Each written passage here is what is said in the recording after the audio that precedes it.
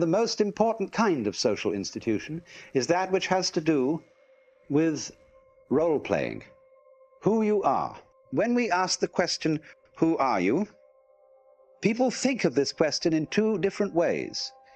One person, when asked, who are you, will answer, I'm a doctor. Another person will fall silent because he realizes how profound the question is. He realizes that he's been asked what his ego is. But a lot of people don't realize that when they're asked, who are you? I have noticed just a little bit of difficulty in my investigations of discussing identity with people, that they fix on their role and use that to describe their identity. Their name, their family, their place in society, what they do, what their hobbies are, and so on. All these are roles. And then also there is the role of character playing. All people are more or less taught to act. We are all hams from the beginning. And we were schooled in acting in our childhood, although it wasn't called that. It was called education. It was called upbringing, but a great deal of it is schooling in acting. And you very soon learn as a child from your peers and from your parents what acts are appropriate and what are not. It is the concern of all parents that their child learns a role in life and has an identity by which the child can be recognized. The whole trend of education is to shake all this down and make you more or less constant in every sort of social environment that you enter so that everybody knows who you are.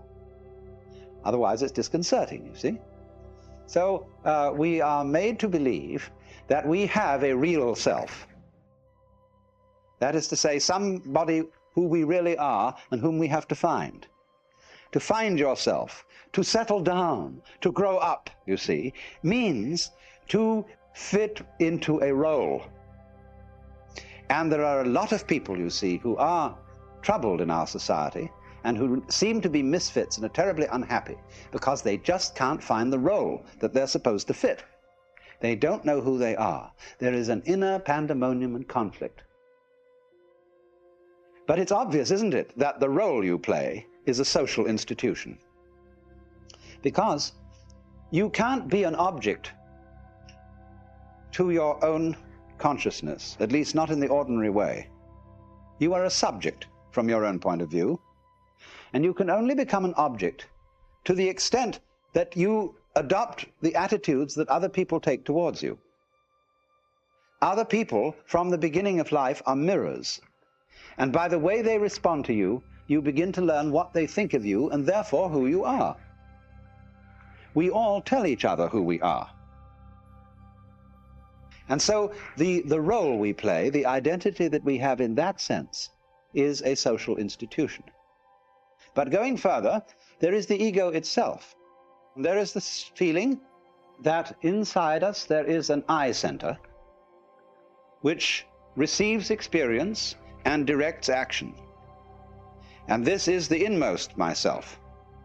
And we have all, of course, been taught in this day and age that if this is not our soul, it is a function of our body. It is a chemical sort of efflorescence of the brain, the feeling of I. Now, as I have told many of you before in various ways, this sensation of being a separate I, cut off from all other I's, is an illusion. It's a pure hallucination, because that is not the way we are functioning physically. We are functioning physically not as separate entities, but as beings that live in such a close relationship with everything else that there really is no way of dividing us from it. And so you see the mystic in all times and places discovers the illusory nature of this ego and realizes with a glorious shock that the true I myself, the thing that one really is fundamentally, is the entire game. The work. Some people call it God, or Brahman, or the Tao, or whatever you want, the name doesn't make the slightest difference. Fundamentally, what you are is the witch than which there is no witcher. And so relax, don't worry. Because you don't, you see, this doesn't ordinarily come into consciousness in just the same way that the structure of your brain doesn't ordinarily come into consciousness. It's very much there. But you don't see it directly, and you have no memory of it. So in the same way, you have no memory of being the witch in which there is no witcher. But there's no need to have a memory of that, because the thing doesn't need a memory. Memories are only necessary for creatures that have to defend themselves. And to creatures that have problems, they need memories. But the perfectly gloriously happy person wouldn't remember anything, because every experience would be completely satisfactory. All memory is really a form of regurgitation of undigested experience. But you see, also, don't forget, as we all know, memory can be fun, and so can burping. And but memory isn't necessary for the whole thing, except in certain brief forms of memory, where the continuance of anything at all, you see, of any particular form, is a sort of memory, in the sense that it's a repeated gyration of certain physical vibrations. But it's possible, you see, to wake up and realize that your ego is a game, and that what we call the necessity for survival is also a game. But society is playing a very, very weird game, the first rule of which is this game is not a game. This game is serious.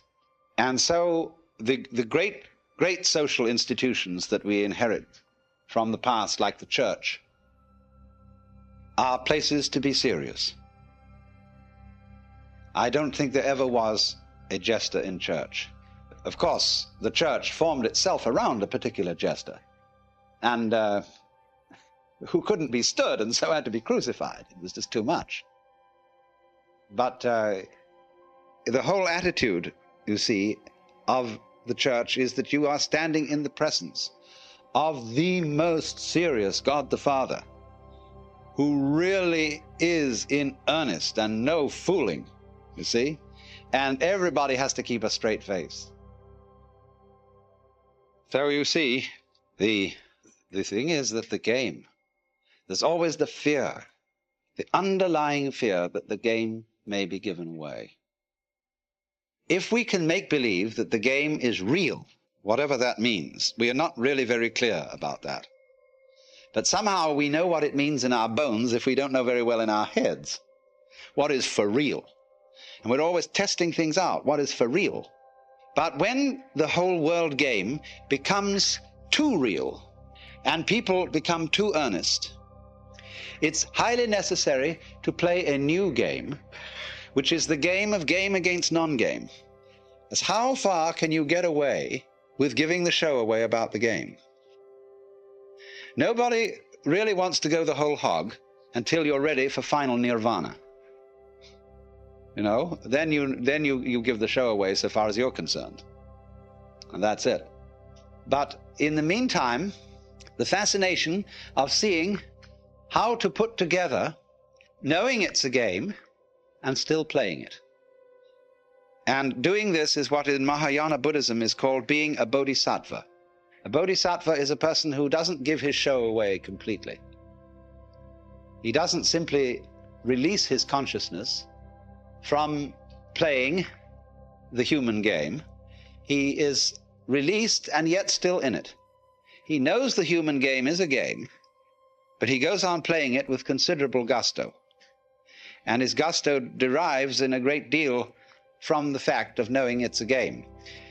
You see, you can do that, to be able to know it's a game and yet enjoy doing it.